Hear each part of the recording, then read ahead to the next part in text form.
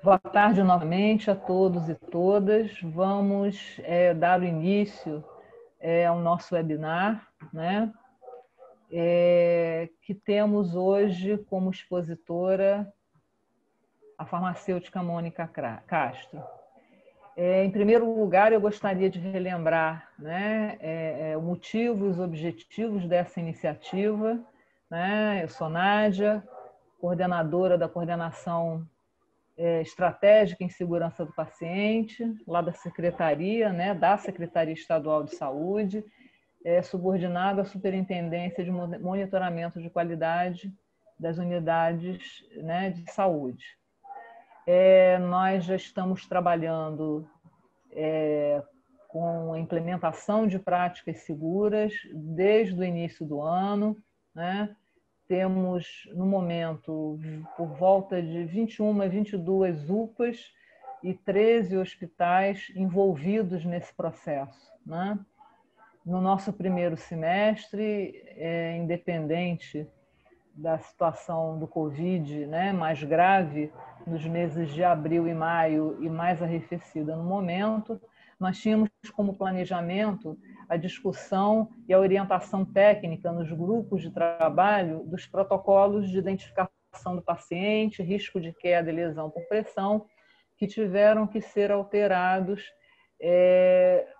no momento mais grave do Covid, né? E agora, um pouco tardiamente, mas em tempo, estamos voltando as nossas ações para os protocolos de identificação do paciente, parte do protocolo de higienização das mãos, a base deles, e o protocolo de cirurgia segura. Com relação às ações voltadas para o protocolo, né, de medicamentos, né, para resumir o tamanho bastante extenso do protocolo, nós nos propusemos, em especial a nossa farmacêutica da equipe, a especialista da equipe em farmácia, em segurança do paciente, de que tivéssemos, né, como marco zero a organização da farmácia, né? E por conta disso, nós resolvemos promover o webinar que vai acontecer daqui a né, que já está acontecendo e que a Mônica está como expositora, né, sobre esse tema, né? É uma apresentação que, na realidade, tem por objetivo alinhar processos, né? Trazer para os profissionais de farmácia, em especial, as ações mais importantes, né, no armazenamento dos medicamentos dentro das unidades de saúde, mas, além disso, nós também queremos trazer para esse encontro os profissionais de enfermagem, né? Nós convidamos as lideranças, porque, primeiro, o medicamento, né, o atendimento, né, a assistência, melhor dizendo, medicamentosa, ela cobre todo o processo de saúde, né? E ela tem uma especial atenção por conta dos riscos na segurança do paciente. E o farmacêutico, né, queremos enfatizar o farmacêutico como um dos profissionais, um profissional importante no que diz a medicamento, mas um profissional dentro da equipe de segurança do paciente. E também os profissionais de enfermagem, médicos, enfim, todos. Mas, nesse momento, a gente quer trazer o profissional de enfermagem também, né, para avançarmos nas ações que serão realizadas dentro da unidade. Não só o conhecimento da equipe de enfermagem, mas também a sua parceria e participação para levar adiante, para implementar essas práticas seguras, né? Então, esse é o nosso objetivo do nosso webinar de hoje, que imagino, né, dependendo aí da motivação de todos, do interesse, seja, acredito eu, uma sequência de conversas que poderemos ter com as equipes de saúde das unidades que nós estamos acompanhando, né? Bom, agradecemos também obviamente, a presença de todos vocês, né? Já estamos em 97 participantes, em especial a PUC, né?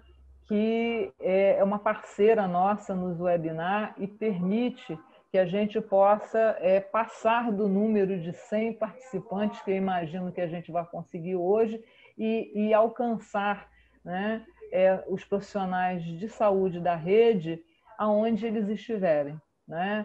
É um processo interessante que a gente, né, uma ferramenta muito importante e que com essa parceria da PUC a gente está podendo avançar no nosso trabalho. Bom, vou passar a palavra agora. Só uns comentários. Eu agora, nesse momento, e mais adiante vou pedir novamente, eu gostaria que todos vocês, né, para registrar a presença de vocês, que vocês entrassem no chat, colocassem o nome todo de vocês, a função e a unidade a que vocês pertencem, tá? Eu estou lembrando isso agora, o mais rápido que vocês puderem, vai ser, na realidade, né, a nossa lista de presença. Depois eu vou pedir a Milene, né, que está aqui, nosso anjo da guarda que está aqui por trás da gente, para mais lá no final eu vou pedir que todo mundo abra a tela para a gente fazer um print da tela. Mas o mais importante é que todos no chat vão se apresentando, colocando o seu nome completo, né, a sua função e qual unidade vocês pertencem. O segundo ponto é que vocês também utilizem o chat para fazer as perguntas que serão respondidas pela Mônica ao final, né? Todas as dúvidas que vocês tiverem, assim que estiverem assistindo ao nosso webinar, por favor, passem para o chat. No final, eu vou fazer a leitura de algumas das questões para que a Mônica possa responder. E agora com vocês, Mônica Castro, né? Farmacêutica, especialista da nossa equipe, com a palavra. Boa tarde, Mônica. Boa tarde, Nádia. Mais uma vez eu agradeço a oportunidade de estar aqui, de fazer parte dessa equipe, né? Com essa missão tão importante aí para a segurança dos nossos pacientes e estando com você aí, disseminando aí esse trabalho. Eu agradeço a presença dos colegas que estão presentes, né, dos farmacêuticos e da equipe de enfermagem que está aí também.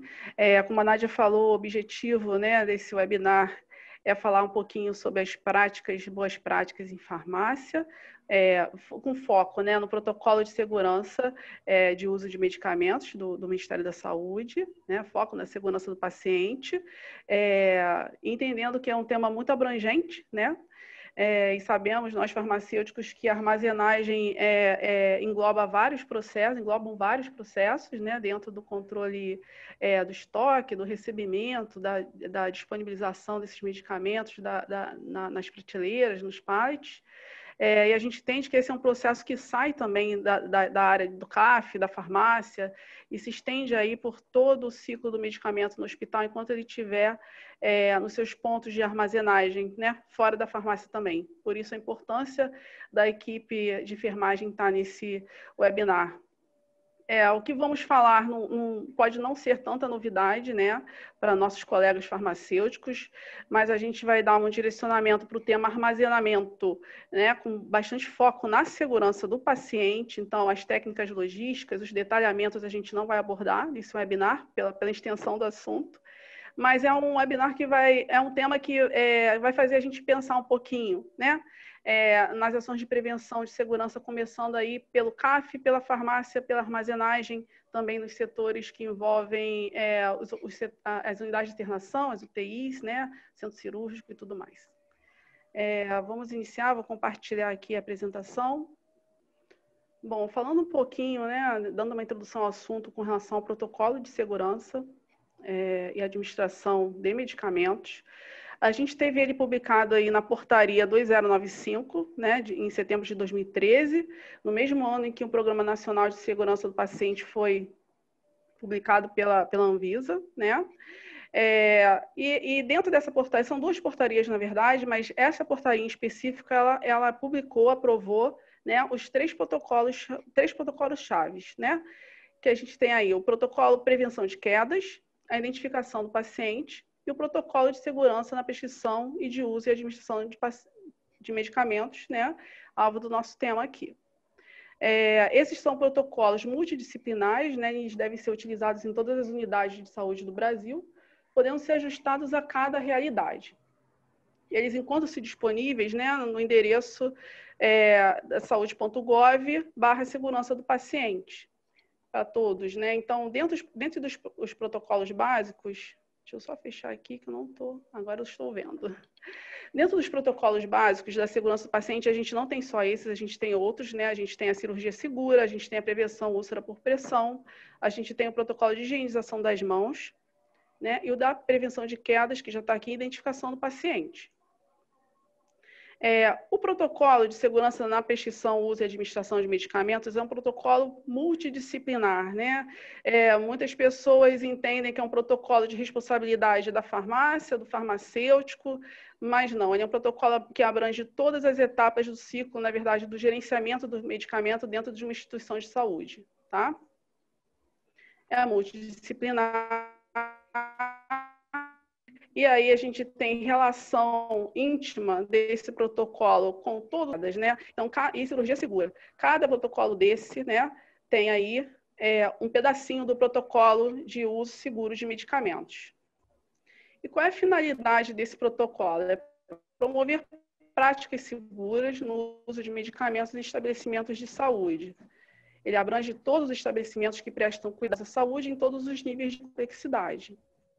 E a justificativa norte-americana está sujeito a medicação por dia, evitáveis relacionados a medicamentos, né? E a gente pode verificar isso em todas as etapas da cadeia terapêutica, né? E especialmente a gente vai falar hoje da armazenagem, né? Dos riscos inerentes a uma armazenagem insegura. Então, por isso aqui a gente está falando de práticas seguras, começando pela armazenagem, que é onde tudo começa, é a porta de entrada do medicamento em uma instituição de saúde. Estima-se que os erros de medicação em hospitais provoquem mais de 7 mil mortes por ano nos Estados Unidos, tá? Esses são os dados que estão presentes aí no protocolo. E somando-se a isso, né, dentro a OMS, de tempos em tempos, lança aí os desafios, né, da segurança do paciente, e a gente teve aí o terceiro desafio global com foco na medicação sem danos, né? Então, aí tem mais um foco aí para a gente nesse sentido. Esse desafio global, ele tem vigência por 5 anos, ele foi lançado em 2017, então ele está valendo até 2022. E qual é o objetivo disso? A nível mundial. É reduzir em 50% os danos graves e evitáveis relacionados aos medicamentos, né, nos próximos 5 anos, a partir do desenvolvimento de sistemas de saúde mais seguros e eficientes em cada etapa do processo da medicação, né? Ou seja, a prescrição, na distribuição, na administração, monitoramento e utilização. Por isso que a gente entende que antes disso tudo, a gente tem lá o processo de entrada do medicamento na instituição, que é onde tudo começa ali pela...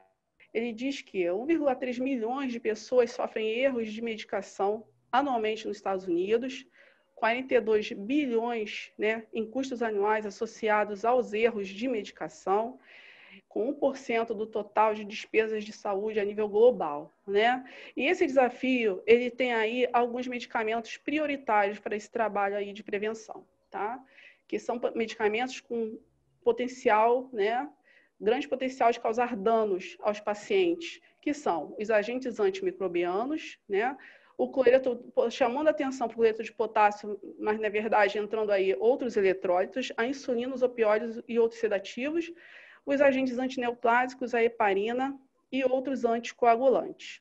Tá? A gente sabe que a gente tem aí publicada a lista de medicamentos potencialmente perigosos, né, pelo SMP. No entanto, esse desafio global, ele foca nestes medicamentos. Bom, falando um pouquinho da organização, né, a base para a organização de um serviço de farmácia, né, de uma instituição de saúde. A gente tem aí, desde 98, a Política Nacional de Medicamentos, né? E a gente também tem, desde 2004, a Política Nacional de Assistência Farmacêutica, né, que nos dá aí os princípios e as diretrizes para a organização, né, da gestão farmacêutica nos estabelecimentos de saúde, né, dentro da cadeia do SUS. A gente tem aí nessas políticas, a gente tem as etapas da assistência farmacêutica e o uso com foco no uso racional de medicamentos, né? Eu sugiro até a leitura detalhada dessas políticas, porque elas têm todos esses temas de forma bem detalhada e é interessante a leitura. Falando um pouquinho sobre a gestão, né, o ciclo de gestão do medicamento, falando do ciclo da assistência farmacêutica que tem na política, né? A gente tem aí a gestão da cadeia medicamentosa, onde a gente tem, dentro desse ciclo, o processo de armazenamento, que é o alvo do nosso webinar hoje, a gente tem o processo de distribuição, a dispensação, a seleção, a programação e a aquisição. Esse é o ciclo da assistência farmacêutica e a gestão farmacêutica do medicamento, tá? Essa gestão farmacêutica do medicamento, ao sair da farmácia através do processo, né, de dispensação, seja por uma solicitação de enfermagem, né, uma requisição, ou seja pela prescrição, diretamente pela prescrição médica, aí a gente tem aí o ciclo de gestão clínica do medicamento, que este sim é um ciclo multidisciplinar. Tá? É um processo multidisciplinar. E dentro desse ciclo a gente tem aí, né, o processo de orientação farmacêutica, os serviços clínicos multidisciplinares, incluindo a farmácia clínica e outros serviços, né, da enfermagem, da área médica. A gente tem um processo de administração de medicamentos e aí gira a roda. E a gente tem a prescrição e aí vai, né? E aí volta para o ciclo da assistência da gestão do medicamento e depois volta para o ciclo de gestão clínica do medicamento. E esses dois macroprocessos, né, eles envolvem aí, tem dentro dele a farmacovigilância, que é um processo fundamental para, né, o monitoramento dos eventos adversos relacionados a medicamentos, as reações adversas, na verdade, relacionadas a medicamentos, em consonância aí também com o núcleo de segurança, onde a gente trata também os incidentes relacionados a medicamentos. Falando um pouquinho do armazenamento de medicamentos, a gente tem aí o conceito, né? Quando a gente fala em armazenamento, a gente tem um conjunto de subprocessos dentro desse macroprocesso de armazenamento, né? Que é uma das etapas do ciclo da assistência farmacêutica, que consiste em procedimentos administrativos, técnicos, que buscam garantir as condições adequadas de, né, recebimento, armazenamento, conservação, controle de estoque e a garantia de disponibilidade dos medicamentos em todos os locais de atendimento ao usuário. Então, esse é um processo também que extrapola a área de farmácia e armazenagem, estoque de um estabelecimento de saúde, porque a gente tem medicamentos armazenados, né, em vários cantinhos ali no estabelecimento do hospital, no hospital, tá? Falando aí de alguns riscos deste macroprocesso, né? A gente tem aí a possibilidade de deterioração de medicamentos, né? Dependendo das condições de estocagem inadequadas, falta de controle de validades. A gente pode ter etiquetagem errada, principalmente quando a gente utiliza sistemas informatizados, onde a etiquetagem, né, por código de barras é necessária para a gente poder fazer a movimentação dos produtos. Se a gente tiver um erro de etiquetagem, isso pode gerar também alguns eventos, aí a gente tem o risco de troca de produtos, né, e aí isso pode chegar, de fato, até a um evento adverso com dano, né, um incidente com dano. A gente tem aí os medicamentos LASA, né, se eles não forem identificados e acondicionados devidamente ou muito próximos, a gente pode também ter o mesmo erro aí de trocas. A gente tem também os potencialmente perigosos, né, que eu não coloquei aí, mas também são fontes de altíssimo risco. Né, e o grande risco aí são as trocas de medicamentos e possíveis eventos com dano ao paciente. E aí alguns desfechos e consequências do mau armazenamento, de técnicas inadequadas ou falta de dupla checagem em alguns processos do armazenamento, né? A gente tem aí algumas notícias que bombam nas redes, nos veículos públicos aí de notícia, né?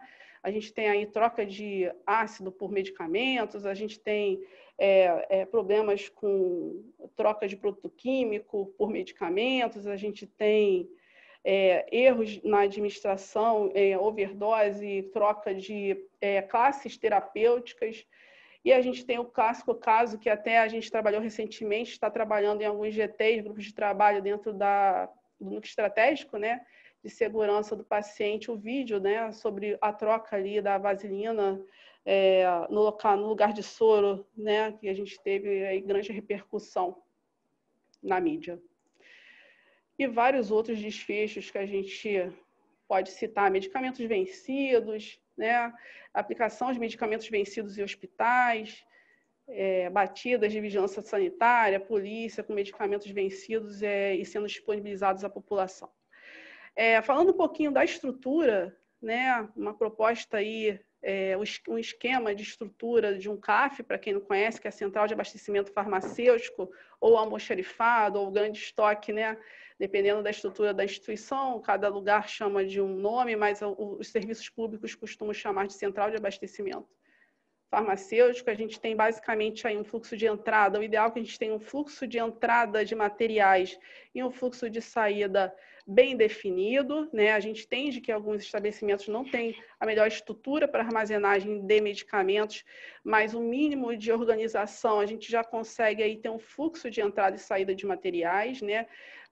Aqui a gente está representando as áreas-chave, né, que precisa ter num local que tem armazenamento de medicamentos, mas isso varia de unidade para unidade e dependendo da complexidade também da instituição. É claro que uma área de armazenagem de uma UPA, né, uma clínica da família, é diferente da complexidade de uma armazenagem hospitalar, né? E até mesmo de um grande centro de distribuição, por exemplo, a farmácia do Estado. Mas, basicamente, a gente tem aí, né, o espaço de uma área de recebimento, onde acontece a inspeção desse recebimento, a gente tenta dividir as áreas por processo, né? Não quer dizer que sejam salas, né, mas setores delimitados, né, por mobília, ou por armários, ou por pallets, né? A gente tem aí uma parte administrativa que trabalha dentro desse CAF, geralmente farmacêuticos, auxiliares, né, ficam dentro desse espaço, ficam em volta aí desse espaço. A gente tem os medicamentos de controle especial, e esse lugar, né, geralmente é um armário trancado, uma salinha trancada, e precisa estar, né, trancados por chave, por conta da nossa portaria. A gente tem uma portaria que rege aí esses medicamentos sujeitos a controle especial, que é a portaria 344, e as listagens de atualização saem de tempos em tempos. Eu sugiro que consultem sempre o site da Anvisa para atualização. A gente tem uma área aí para medicamentos termolabs, que geralmente são geladeiras, tem lugares que tem até frigorífico, né, dependendo do tamanho. Uma área reservada de quarentena. E para que serve essa área de quarentena, né? Caso a gente receba, por exemplo, algum produto que precisa ser recolhido, a gente destina a essa área. Qualquer produto que a gente tenha que não possa disponibilizar, né, para consumo, a gente coloca na área de quarentena. Seja por uma entrega inadequada, seja porque a gente teve aí um start de recolhimento, que é o processo de recall que a Anvisa faz dentro do processo de farmacovigilância, né? Muitas vezes a gente escuta aí no noticiário, né, que às vezes é divulgado até a nível nacional, em cadeia nacional, falando sobre recolhimento de lote XYZ do medicamento tal, né? Anúncio de recall. Aí geralmente esses produtos eles vão para uma área de quarentena ou são identificados em seus próprios locais como impróprios para uso, aguardando o recolhimento. Não vamos nos deter nesse processo, que é mais um processo que depende aí de um outro webinar para falar sobre isso, né? A gente tem aí a área que tem os pequenos volumes, que geralmente os pequenos volumes, que são os comprimidos, né, as drágeas, os injetáveis, né, de pequenos volumes, as ampolas, ficam, né, em estantes, né, organizadas. E a gente tem a área de pallets, né, para os grandes volumes, que é o soro, né, outras soluções maiores, acima, com muitos que são volumes grandes, né, caixas grandes, e a área de expedição, por onde esse material, depois de separado, né, vai ter uma conferência e ele dali sai para os demais setores, seja para a farmácia ou seja diretamente para outros setores do hospital, tá? Aqui eu ilustrei com alguns exemplos, né, as prateleiras, medicamentos de pequenos volumes. Os grandes volumes geralmente são armazenados em pallets ou em alguma estrutura do tipo porta-pallet que já existe no mercado. E essas áreas de estocagem, elas devem permitir a livre circulação, né, um fluxo separado de entrada e saída de materiais e pessoas, se possível, né, os grandes volumes de preferência sempre acondicionados próximo à saída para facilitar aí o manejo pelo pessoal, né. A gente recomenda a organização por lote, justamente para a gente ter o controle da entrada e saída de materiais e evitar que os materiais permaneçam por muito tempo dentro do estoque, né? E essa área, obrigatoriamente, ela tem que ter controle de temperatura e umidade. E falando sobre isso, controle de temperatura e umidade, a gente precisa ter esse controle em todos os lugares do hospital onde tem medicamentos, tá? Inclusive nos setores de internação, né? Nas áreas de preparo, onde a enfermagem deixa ali armazenado temporariamente, mesmo os hospitais que têm aquele processo de distribuição mais unitarizado, né, pela farmácia, mas momentaneamente o medicamento fica ali, né, nas áreas de internação, e a gente precisa ter o controle ali, garantir as condições, né, de uso dele até o momento da administração ao paciente.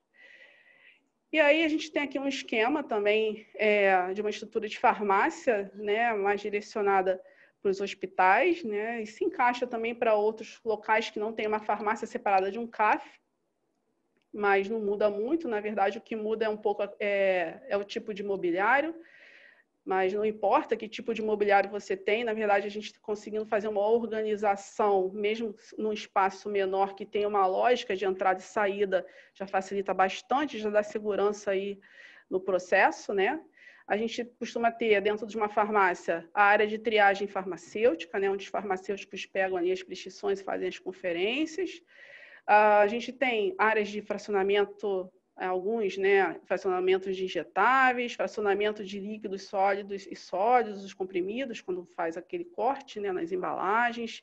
Isso tudo, todas as fases, né, de processamento dos medicamentos, desde o recebimento até a saída, elas precisam estar registradas, né, para a gente poder ter o histórico do que aconteceu com aquele produto, né, a história dele dentro do hospital.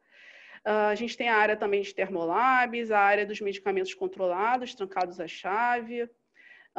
A gente tem aí costuma ter uma área de separação e conferência, né, as estantes e os bins com os medicamentos.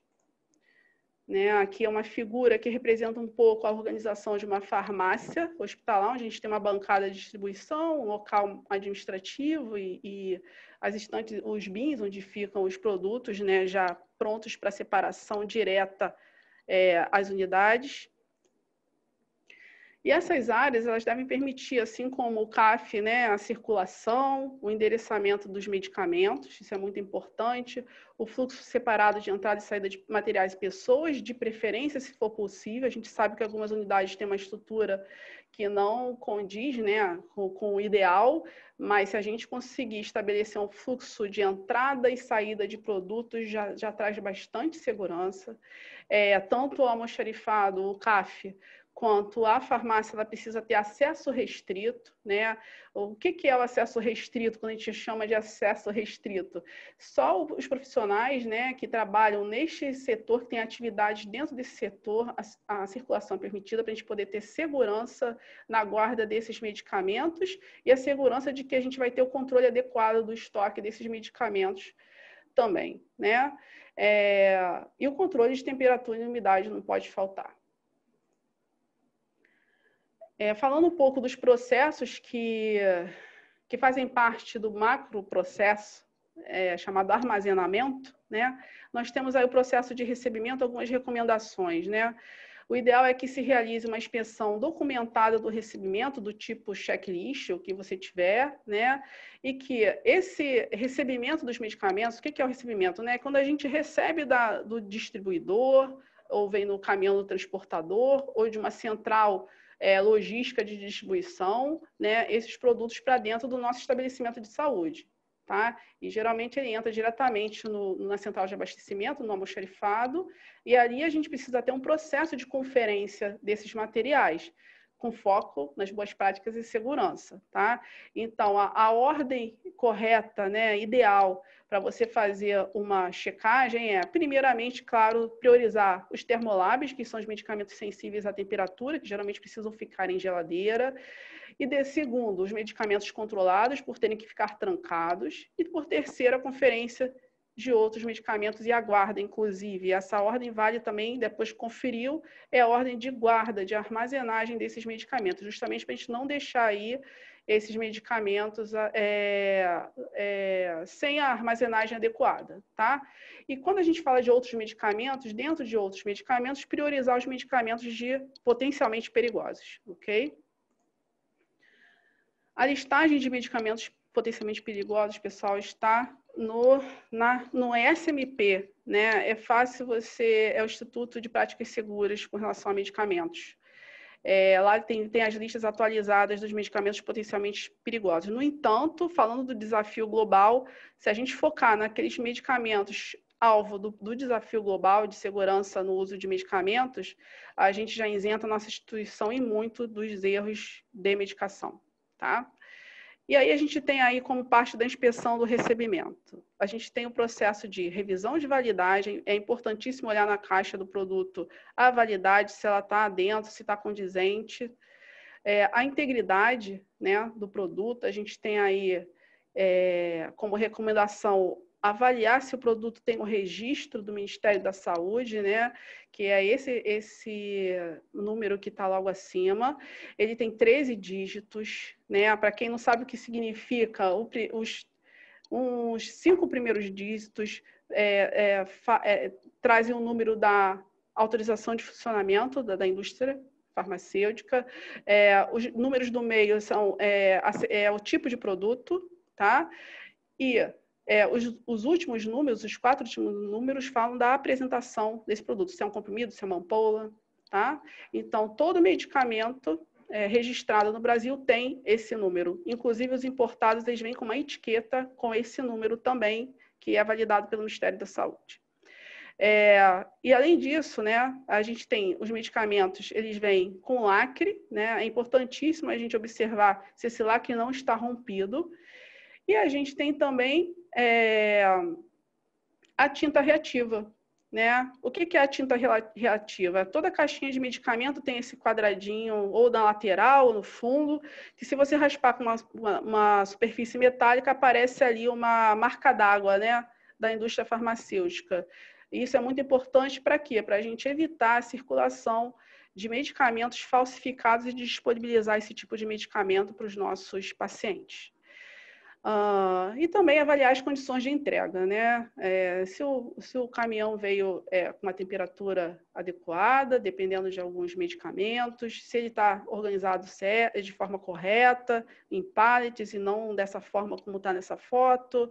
Se, no caso do recebimento de termolabs, o ideal é que a gente tenha um termômetro de uso industrial para testar a temperatura deste recebimento.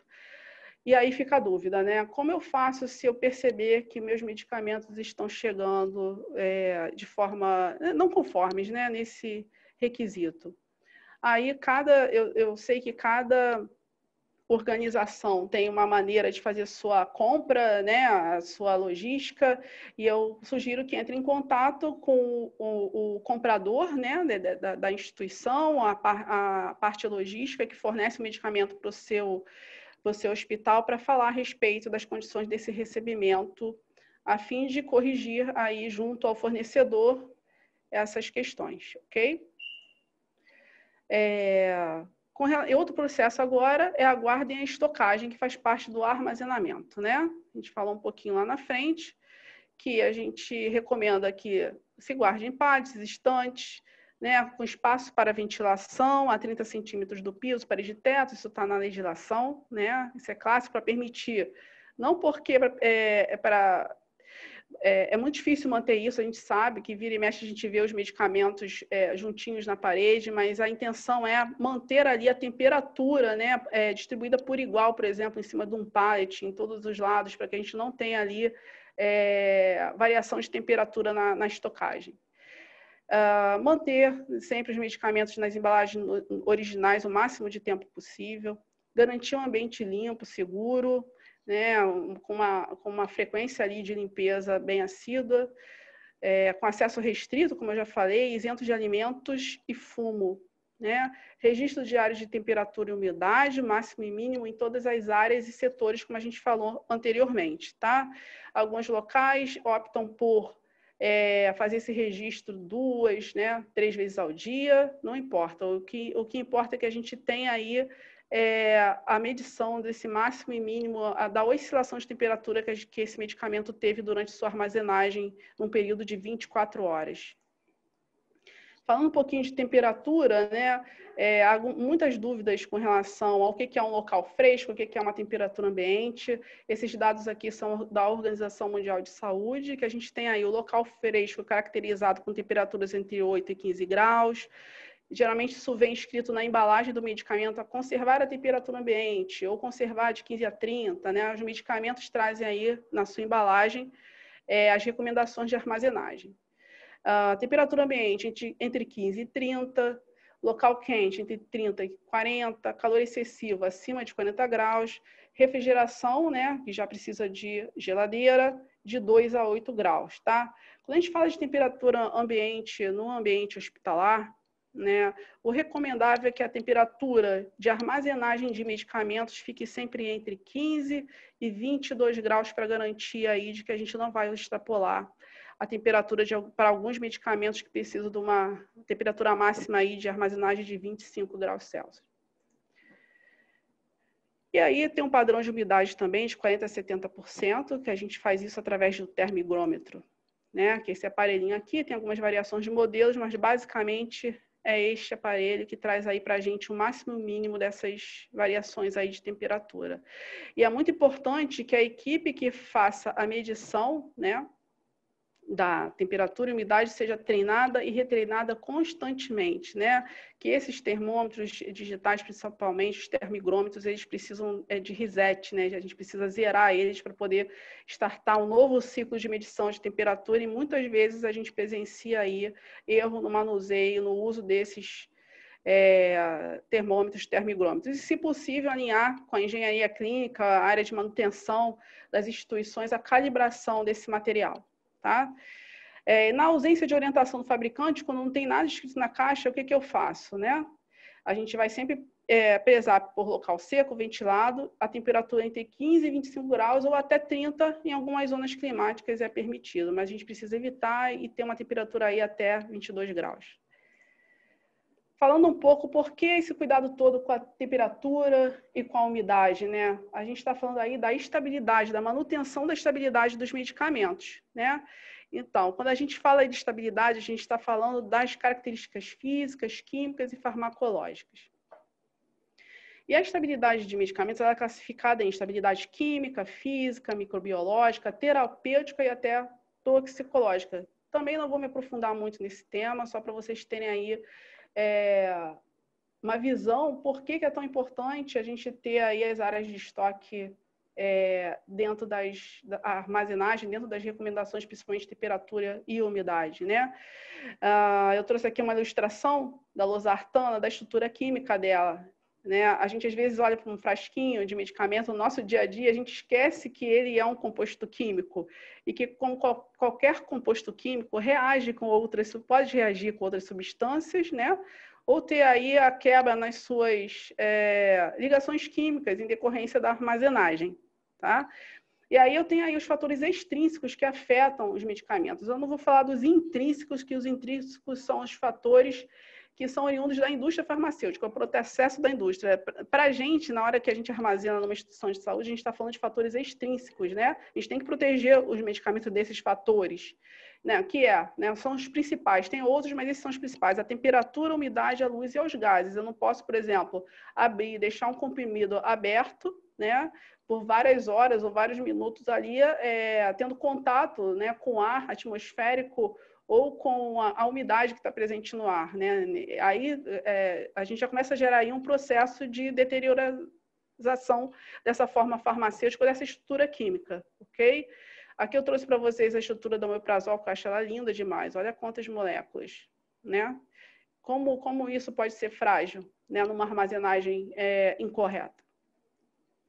E, por fim, a gente tem aí a estocagem, na verdade, mais voltada para o controle logístico, né? As movimentações de entrada e saída desses materiais. Para quem não conhece, né, a nossa equipe de enfermagem precisa ter um controle, né, dentro do CAF, da farmácia.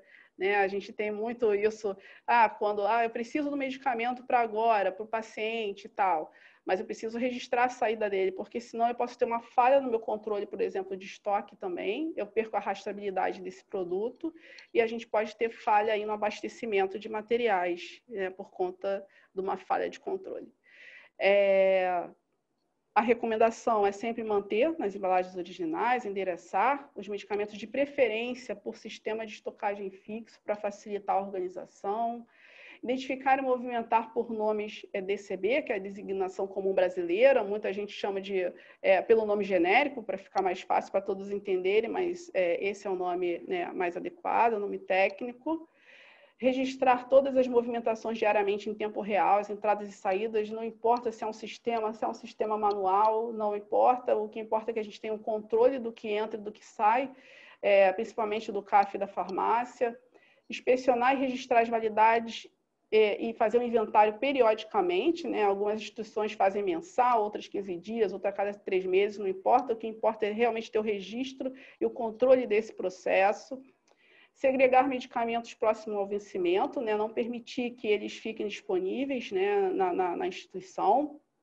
O ideal é que a gente restrinja aí um prazo seguro para retirar esses medicamentos de circulação de todas as unidades, né, do hospital como um todo, do estabelecimento de saúde. Tem locais, né, que tiram de uso com 7 dias antes do vencimento, outros tiram com 30, outros tiram com 15. O que importa é ter um processo seguro e que esse processo funcione. Tá? Não existe uma receita de bolo para você implementar numa instituição quando você fala de controle, né, de medicamentos de armazenagem. O que existe são essas recomendações, as boas práticas, e cada instituição implementa da forma que consegue implementar de acordo com a sua estrutura física e com os seus recursos, ok?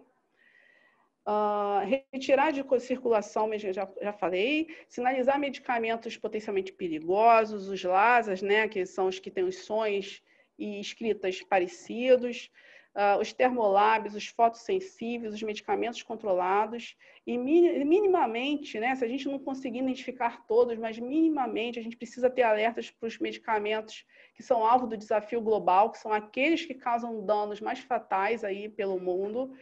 Organizar e movimentar por lote é uma recomendação, né? E aí a gente tem aí algumas técnicas que se usa para movimentação dentro dos estoques, ou o sistema PEPS, ou o sistema PVPS. Eu vou falar só um pouquinho, eu não vou dar uma aula de logística aqui, que não é o nosso foco.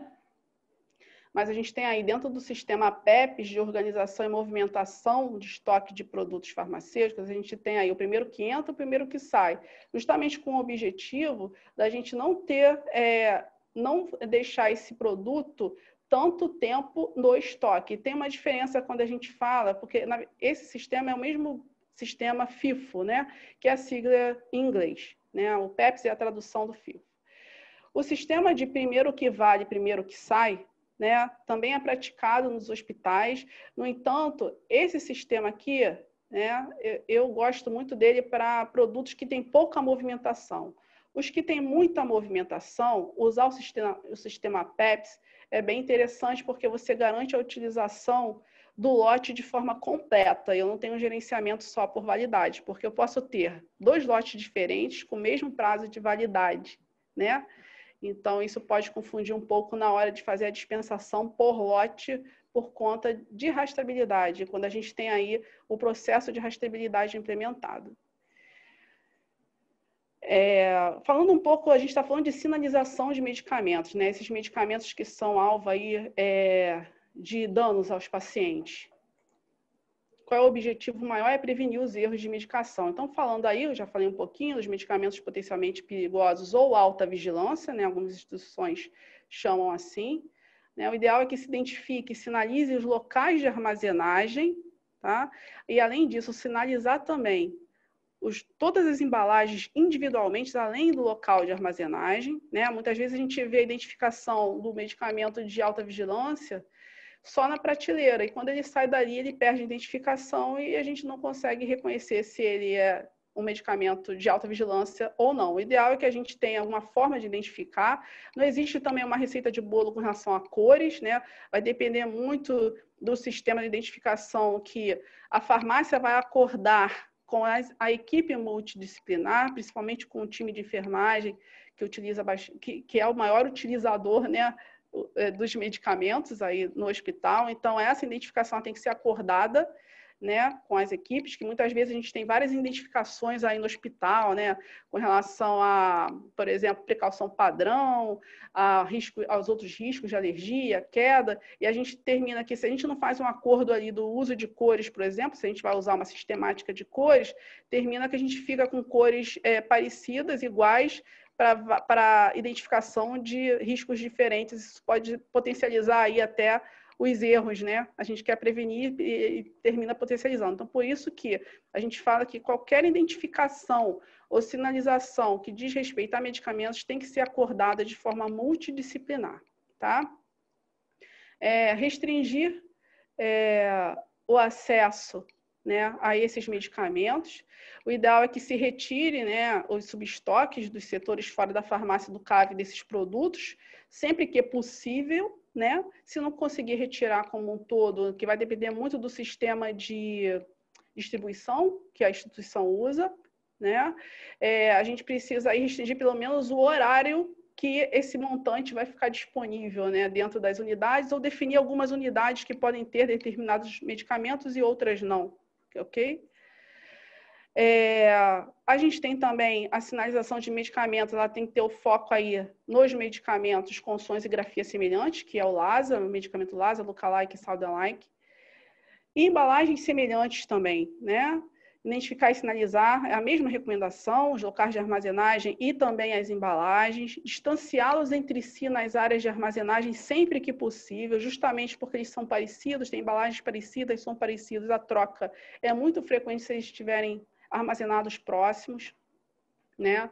E a identificação do LASA, existe uma recomendação aí da Organização Mundial de Saúde, de se destacar, né, as letras que diferenciam os nomes e os sons. Por exemplo, a gente tem alguns exemplos aqui, a alfentanila e a fentanila são muito parecidas, mas elas têm ali uma diferenciação, no AL e no NILA, né? Então, a gente identifica aí com negrito e mais a letra em maiúsculo. Alopurinol, aloperidol, muito parecido, aminofilina e amiodarona. Existe uma técnica para fazer isso, o Instituto de Segurança de Medicamentos, ele detalha isso, vocês podem acessar os boletins que eles têm, é fácil na web, então eu sugiro, e eles estão sempre atualizando essa lista de medicamentos, mas também se a gente identifica isso na nossa prateleira, algum medicamento que seja parecido, nós também podemos aplicar essa técnica para a diferenciação,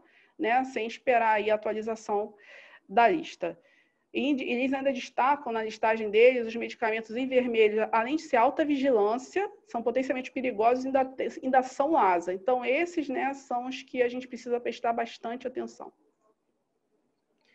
E, por último, né, dentro do processo de armazenagem, a gente tem aí a expedição e a entrega, né? Que é a entrega dos volumes que vão sair aí do CAF ou vão sair da farmácia, né? Tem locais que fazem tem uma área onde a farmácia deposita aí os produtos que foram separados e o estoque, o CAF, terminam dali, sai uma entrega para os setores. Ou em outros locais, né, os próprios colegas da enfermagem vão buscar na farmácia, ou no almoxarifado ou no CAF.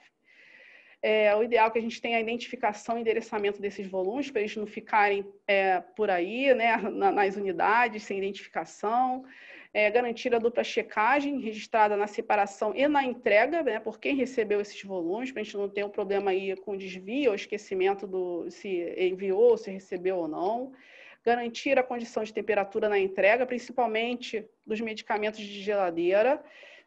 E garantir que eles, quando chegarem no local de destino, eles manterão aí a temperatura de armazenagem até o horário próximo à administração. Garantir as condições de segurança no transporte interno, principalmente para os medicamentos controlados. e a devolução documentada e com motivos justificados quando há devolução de medicamentos, por exemplo, para a farmácia ou para o CARF, que esse é um outro processo, né, que traz aí muitos erros, porque na devolução, quando ela é documentada, a gente consegue identificar, por exemplo, as omissões de dose, se o medicamento, né, ele teve a dose omitida, ou se de fato ele não foi em nenhum momento administrado, se ele não teve a administração no horário correto, e outras questões, tá? Troca de medicamentos de pacientes, a gente consegue identificar bastante coisa no processo de devolução, quando essa devolução, principalmente na área hospitalar, né, ela é documentada. E aí tem outros riscos, né, que não estão aí descritos no protocolo ou nas recomendações do Instituto de Segurança, mas que a gente vê no nosso dia a dia, né, trabalhando nos hospitais, nesses institutos de saúde. A gente tem aí, isso aí é uma coisa para a gente pensar, a gente tem aí medicamentos com cores semelhantes, geralmente quando a gente fraciona, né, os líquidos orais, a gente vê que vários têm as cores iguais, e como impedir a troca, né, no momento aí da chegada ao nosso paciente. A gente tem as etiquetas muito parecidas de código de barra, quando a gente tem um sistema de codificação por código de barras. O que a gente vai fazer para diferenciar e para evitar trocas, né, por conta desses medicamentos serem tão parecidos? Por exemplo, o Renitec, Renitec com nome parecido com Retemic numa etiqueta pequenininha, né? São medicamentos completamente diferentes e estão com nome comercial, que talvez se tivesse com maior destaque o nome, a designação comum, ficasse talvez de forma mais segura. A gente tem medicamentos com embalagem absolutamente iguais, né? A gente tem aí no mercado, né? Agora há um projeto, né, de lei de portaria para diferenciação aí dessas embalagens. A gente tem medicamentos iguais em concentrações diferentes. Também, por exemplo, prednisona de 20 com a de 5, né? A gente tem aí medicamentos com várias apresentações, comprimidos, e muitas vezes eles têm as cores iguais, né? E a gente sabe que é uma prática na administração também de medicamentos, ou na separação de medicamentos, a identificação de medicamentos pela cor do comprimido ou pela cor do líquido, que é um grande erro, um equívoco, né? A gente tem que prestar muita atenção e a gente precisa pensar sempre como a gente vai gerenciar esses riscos dentro dos nossos CAFs, das áreas de armazenagem que permeiam todo o hospital. E lembrando sempre que o foco, né? Se você não sabe por onde começar, o Desafio Global disse isso para a gente. Eu tenho uma lista de medicamentos potencialmente perigosos e os medicamentos LASA enorme, né? São muitos medicamentos e muitas vezes a gente não consegue, não tem braço, não tem estrutura humana para estar suportando todas essas sinalizações, esses processos, mas minimamente o Desafio Global já falou para a gente que a gente precisa focar nos antimicrobianos, no cloreto de potássio e nos outros eletrólitos. Se vocês repararem, o cloreto de potássio e os eletrólitos, eles têm já uma embalagem diferenciada por cor, né? O cloreto de potássio ele é preto, essa é uma regra, uma portaria que tem para a produção desses produtos. Ele é preto justamente já para indicar que ele é um produto perigoso. A gente tem as insulinas, opioides e alguns sedativos, os antineoplásicos, a heparina e anticoagulantes. Começando com estes produtos, a gente já garante aí uma redução drástica nos erros de medicação. Ok? Parte da legislação e das referências que eu usei para compor aí essa apresentação para vocês. E é isso, gente. Obrigada. Espero que vocês tenham gostado. Coloquem as perguntas aí, que agora a gente vai abrir aí para as respostas, tá? E eu gostaria também de solicitar a vocês sugestões com relação a essa apresentação e sugestões para próximos assuntos que vocês queiram se aprofundar mais e pode ser dentro do tema armazenagem, tá? A gente pretende aí iniciar uma série aí de conversas a respeito dos processos que envolvem a gestão de medicamentos o ciclo do medicamento dentro dos hospitais e das unidades de saúde, né, da SES. E é importante a gente ter aí a colaboração de vocês nos temas que vocês querem que aprofundem aí dentro dessa apresentação, que foi bem, na verdade, ela foi uma apresentação bem vasta, e a gente pode aí trabalhar dentro dela vários temas de uma forma mais aprofundada. O que vocês acharem interessante, por favor, recomendem aí, que a gente vai olhar com bastante carinho. Obrigada, pessoal. Bom, obrigado, a todos que estão aqui presentes, né? Nós tivemos um quórum variando entre 160, 140 e poucos, agora estamos com... a gente está com 140 e poucos, 145 participantes, né? Até o momento não temos nenhuma pergunta, né? Mas, aliás, temos sim uma pergunta.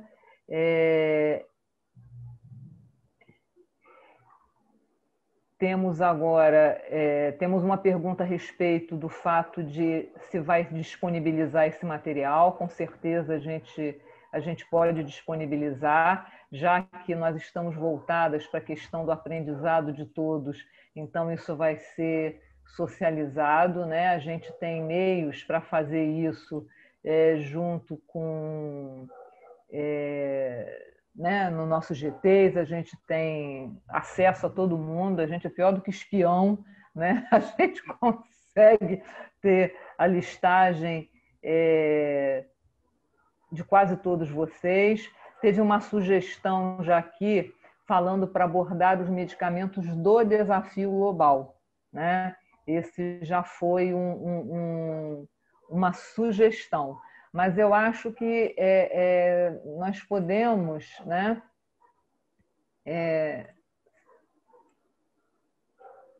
tentar, né,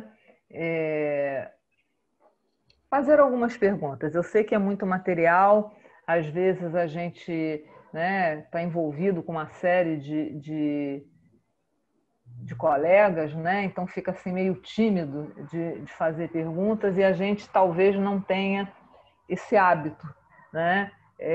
À distância, eu tenho participado de alguns webinars, apesar, né, da gente poder se esconder aí atrás do não pôr a imagem, as pessoas ficam um pouco tímidas, né? Aqui tem algumas pessoas dizendo que a apresentação foi muito boa, né? Estão parabenizando você, Mônica, pela apresentação, né? Mas eu acho que os parabéns, eu vou ser a chata novamente, vem com as perguntas, né? A gente já tem uma sugestão e a gente está aguardando mais, né? Porque a Mônica trouxe o armazenamento e trouxe várias macroações dentro do armazenamento, né? E que ela mesmo foi lembrando ao longo da apresentação, foi pontuando quais seriam esses processos, né? Esses macroprocessos que poderiam gerar novas discussões, né? Inclusive, não só pelos farmacêuticos, né?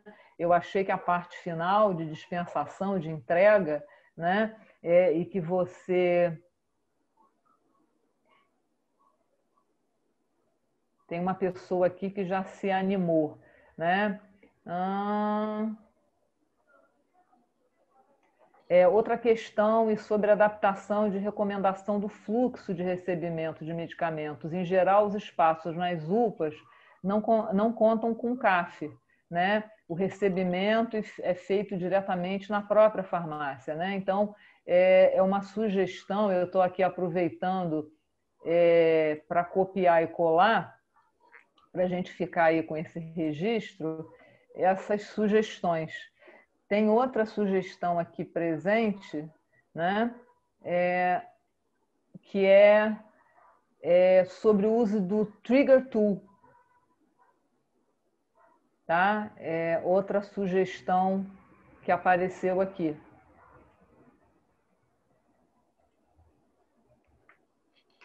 Enfim, seria interessante... Você quer falar alguma coisa, Mônica? Pode falar.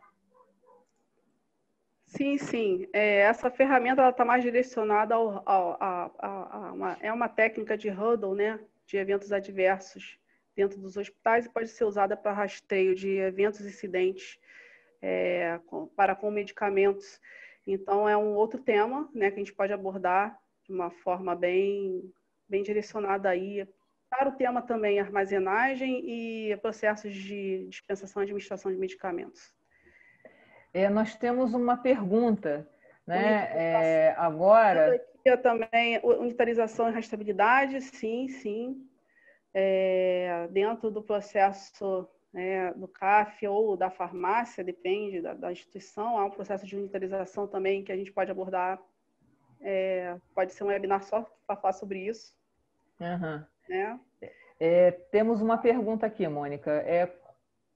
Quando temos que separar os medicamentos de alta vigilância, eles necessariamente devem ficar trancados com chave dentro da unidade de CTI, né? Pois as utilizamos a todo momento.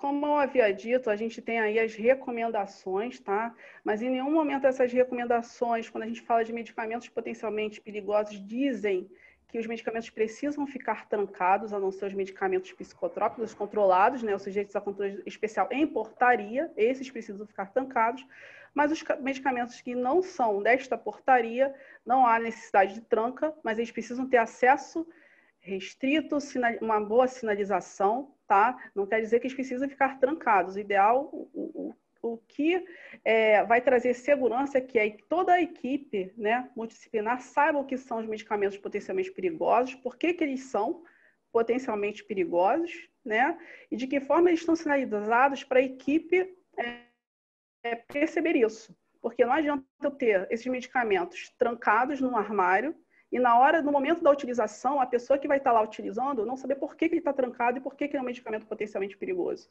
Né? O fato de trancar não isenta o risco. Né? Não é uma barreira, não pode ser só essa uma barreira ao risco da utilização de um medicamento potencialmente perigoso, ok? Nós temos uma pergunta, né, sobre o LASA, se a mudança de cor da fonte de medicamentos controlado é obrigatória. Não é obrigatória, é uma recomendação também, várias instituições não usam, não precisam utilizar, se tem a segurança de que aquele medicamento... Geralmente, instituições que fazem processos de certificação, né, que geralmente sinalizam justamente para garantir que esses medicamentos fiquem trancados, que a equipe reconheça de cara por uma cor que é um medicamento controlado e precisa ficar dentro de armário, né? Geralmente, quando se tem uma grande movimentação desses produtos dentro do hospital, grandes estoques, e aí o pessoal termina colocando aí uma identificação por cor para facilitar o reconhecimento do medicamento controlado para manter ele trancado. É isso. Mas não é uma obrigatoriedade. Uhum. Uma outra pergunta que surgiu é a apresentação, existe um POP padronizado para armazenamento de medicamentos, inclusive os termolábeis? Não há um POP padronizado, mas a gente tem as recomendações de legislação e da Organização Mundial de Saúde, né, que com base nas recomendações você constrói aí, falando um pouco, né, de qualidade, uma instrução de trabalho, um procedimento operacional padrão, um guia. Tá?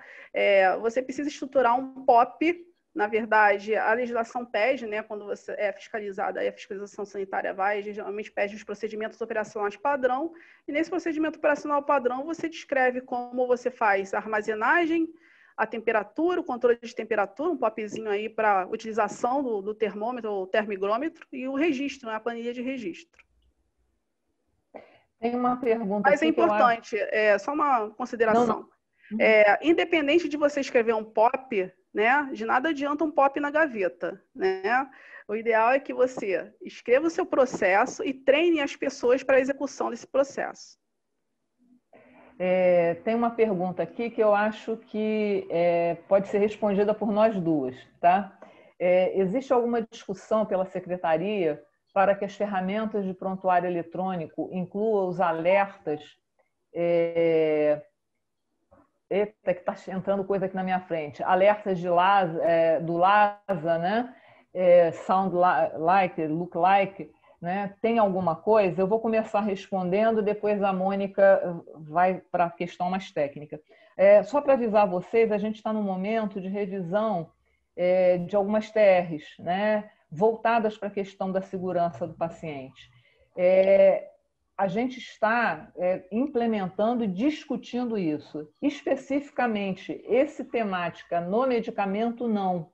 Né? Mas a gente está se voltando agora, principalmente com a participação da Mônica, que a gente possa, né, ela já fez algumas inclusões para a TR de UPAs, que estão para surgir, né, como a gente da equipe fez com relação aos outros protocolos, né? Estamos trabalhando de uma forma mais geral ainda, né? Mas eu imagino que a Mônica vá adiante, isso não impeça, caso cada um tenha um sistema, de poder, de alguma forma, adaptar. Mas aí eu passo agora para a Mônica para responder o restante. Sim, sim.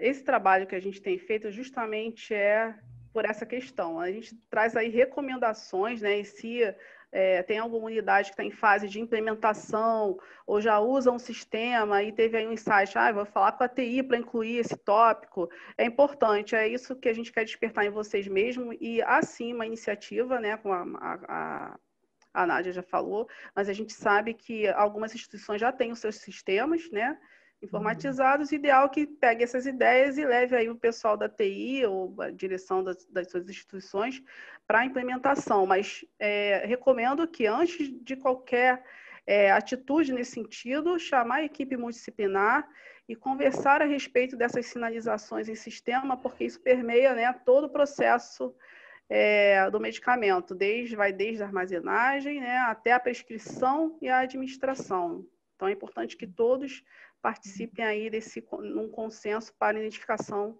e diferenciação desses alertas em sistema. Eu vou complementar isso que a Mônica está falando. A segurança do paciente, ela envolve dois aspectos muito importantes, que é o trabalho em rede, em equipe multiprofissional e a comunicação, né? Não só na criação, né, de um processo, na transformação, na melhoria de um processo, ela deve envolver todas as áreas interessadas e que podem trazer contribuição para a construção de um POP, de um protocolo, enfim. E também a comunicação a todos. Não adianta não adianta ficar os doutores do conhecimento presos dentro do núcleo de segurança do paciente. O núcleo de segurança do paciente é justamente uma equipe que faz essas informações circularem, né, dentro da unidade. Tá? Então, isso não se prende só a medicamento, mas todo o processo de segurança. Eu queria, um colega nosso, né, trouxe um alerta interessante, né, alerta todo sobre as embalagens de sulina NPH irregular de farmanguinhos que são idênticas. Sugiro a colocação de etiquetas para diferenciá-las, né? Então, é um comentário de um colega trazendo aqui para o grupo, né? Obrigada. E mais uma indicação, né? Sugiro abordar também os medicamentos fotossensíveis, mesmo eles sendo de alta vigilância, alguns identificar como fotossensível, né? Então, novamente, já saindo da questão das dúvidas, né, e da discussão, né, que eu acho bastante esses dois últimos comentários, né, que já trouxeram uma possibilidade aqui, apesar de escrito, de diálogo, né, alertas e comunicados, né. Uma outra sugestão para tema de outro webinar seria a atuação do farmacêutico em distribuidoras e transportadoras de medicamentos, né? Bastante interessante, faz parte, né? Foi bem do início aí da apresentação, mas não menos importante. E um outro comentário, novamente na fase diálogo, né? A comunicação e capacitação realmente é fundamental para que o conhecimento seja permeado por toda a equipe de saúde, né? Então, pelo visto, né, já tem bastante prenúncio, Mônica, e sugestões para próximos webinars, né, que a gente vai discutir e vai poder conversar, inclusive, nos GTs, e também um prenúncio de discussão, né? Pelo menos para mim, eu fico muito contente das pessoas aqui, apesar de sermos num número relativamente grande, né? Mais de 100 pessoas. Algumas pessoas já digamos, já se sentindo estimuladas a fazer comentários aqui no webinar. Bom, pessoal, mas por enquanto parou, né? Nós paramos aqui nas sugestões, e nos comentários e nas perguntas. Eu vou dar mais uns 2, 3 minutinhos, se alguém aí de última leva quiser fazer mais alguma indicação, alguma pergunta, para a gente terminar, né, o webinar. Mesmo antes de terminar, estou muito contente de ter, né, tido um número expressivo de participantes. A gente calculava mais ou menos isso, né, uns 150 por aí participantes das listagens que a gente recebeu, né? Espero que esse seja o primeiro de muitos e que o número de participantes também aumente e que o farmacêutico venha, né, de corpo e alma, mesmo às vezes tendo que ficar restrito fisicamente dentro da farmácia, mas que ele se faça presente na equipe multiprofissional, né? Eu me lembro de uma fala da Mônica numa visita que a gente fez numa unidade, ela dizendo que o farmacêutico pode estar somente fisicamente dentro da farmácia, mas eles podem estar em todos os lugares e trazendo uma contribuição muito boa, né? Aqui tem uma outra sugestão, né? Sugiro a criação de uma política nacional de acordo com os perfis de UPAs e hospitais para tratar esses medicamentos de alta vigilância, né? Muito legal. Está parabenizando, né, com relação ao webinar, né? Mais parabéns aqui, né? Mas olha, eu quero lembrar vocês que o parabéns, né, como a gente está numa temática integrativa, inclusiva e dinâmica, o parabéns não é da Mônica, que cá entre nós é muito boa, né, e tem muita experiência, nem da gente lá da coordenação, mas o parabéns é para quem puder participar. O parabéns é nosso. A gente se integrando e fazendo a roda girar, o ciclo, né, girar. Então, parabéns para todos nós, tá? E terminamos aqui as sugestões. Agradeço, para finalizar, a PUC, né, a figura da Milene, que fica aí escondidinha, né, mas a Milene lá da PUC Rio, que dá todo o suporte para a gente continuar aqui trabalhando, tá bom? Até uma próxima. Estou provocando você, né, Milene? Por nada, estou à disposição. Obrigada, Milene. E aí a gente fecha por aqui, tá? Aqui já veio no apagar das luzes, tá? A sugestão de tema dispensação de medicamentos multidoses. Fica ali dentro daquele tema do fracionamento, né? Do fracionamento das doses. A gente pode estar abordando uma temática aí dos multidoses e a dispensação. Gente, obrigado a todos. Né? Carro de parado, apagar das luzes, pessoal. Agora está apagando. Se você não quer tirar a foto... todo mundo de mão dada. Vamos segurar não a mão. Saiam, né? Tirem todas as câmeras, tá? Vamos sair do anonimato para vamos pedir aí a Milene para tirar uma foto de todo mundo. Pode tirar, ser, Milene? Claro. Tá. O pessoal está ligando aí. Eu vou tirar algumas aqui.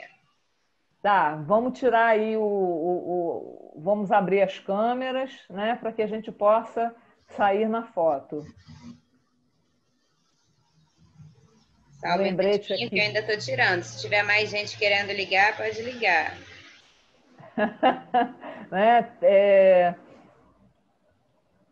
Novamente um lembrete aqui de que as multidoses devem conter mudanças de validade. A mudança da validade. Isso. A gente vai abordar esse tema com mais detalhes. Tá? Gente, Peraí, que eu só tirei foto da primeira página ainda. Faltam 3, calma aí.